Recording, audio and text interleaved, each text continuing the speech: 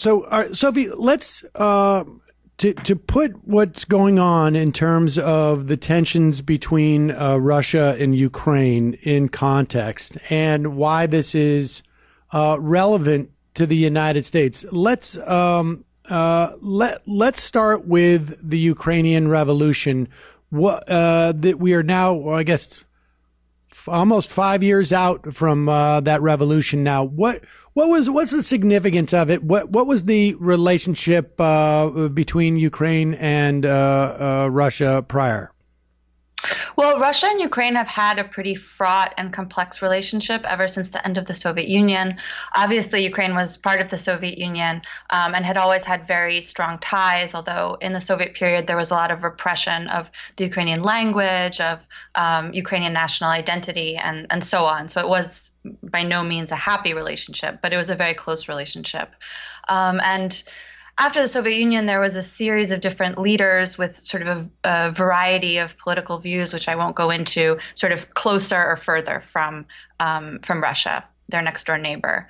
But then in 2013, in winter of 2013, there emerged this huge street protest movement, which came to be called Maidan after the central square in Kiev. And to some extent, it was about breaking Ukraine off from Russia, sort of breaking off the ties that continued to bind Ukraine and Russia. To a very large extent, it was also a protest against the rampant corruption of the then president, Viktor Yanukovych, who did have pretty close ties to Russia, but who was also just enormously corrupt in general. But it became framed, especially in the Western media, as a pro-European, pro-Western revolution and protest movement, and it was adopted by the EU, or it was sort of met with a very warm welcome by the EU, partly because it seemed to affirm that European values were still compelling, that there were still states outside the EU that were desperate to join and be part of the European community, and so on. But the reality on the ground was more complicated. There was a significant strain of far-right nationalism in the protests. And this very quickly led to the flight of Viktor Yanukovych, the president, to Russia, which was followed shortly after that by the annexation of Crimea by Russia. And Crimea is a peninsula which had a separate status. It wasn't integrated into the rest of Ukraine the way all the other regions, the oblasts, are, but it was part of Ukraine under international law. It was primarily Russian-speaking. But Russia annexed it, and shortly after that, there emerged this sort of quote-unquote separatist movement, which was certainly funded and supported to a significant extent by Russia in eastern Ukraine, which led to a war which is still going. All right. Well, let's just pause there, and we'll go back. But I want to just the implications of the revolution and what does so the people can understand the various national interests that are involved here, and I guess to the extent that we can refer to the sort of the nationalist agendas of the EU, but from the Russian perspective, that they would have, and maybe I'm overstating things, a client state in Ukraine prior to 2014. Like, well, what were the implications? Are we talking about resources? Is it simply just a matter of national pride? What were the underpinnings of that relationship and the desire for Russia to maintain at least a significant amount of influence over Ukraine?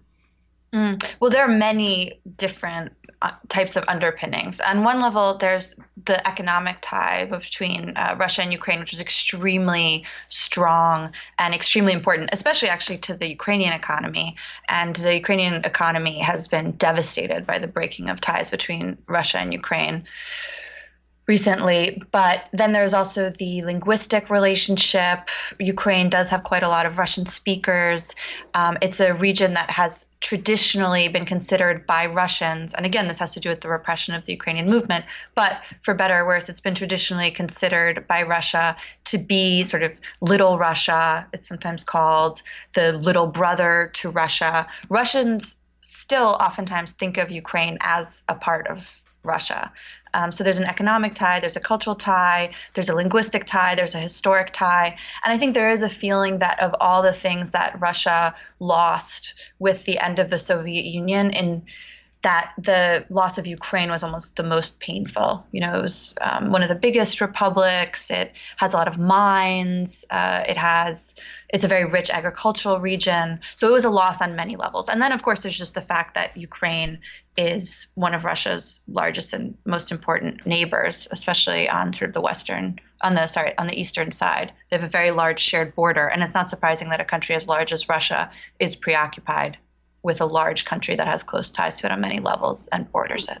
And right, and because of obviously our national politics, I would imagine too that from Putin's perspective, to be the guy who lost Ukraine is not necessarily what he wants for his legacy.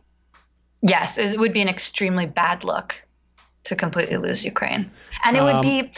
Because, then there's also the question of the EU and NATO, and Russia sees itself, I would say not without some justification, as in this sort of epic struggle with the EU and NATO for many years now. They feel that they were completely betrayed by NATO expansion. They feel that the West is trying to encroach in their sphere of influence. They're very, very upset about NATO and the EU. You can't really overestimate how upset Russia is about that. So this Maidan revolution was framed in Russia as sort of a conspiracy of the West against Russia. And Russia historically, also going back centuries, has been incredibly anxious, again, not without some justification, about its borders. And so anything that causes them to feel that their borders are being encroached upon causes immense anxiety and hostility. Okay, and so we're now at 2014. The revolution has taken place. Yanukovych has left Ukraine for Russia. And just, okay, and I know this, to a certain extent is a little bit annoying to reduce the geopolitics here to how this impacts or affects Donald Trump, but just place for folks who want to contextualize Paul Manafort's relationships here. Just place Manafort in this circle, at least in the small quarters in which he operated and wanted to influence U.S.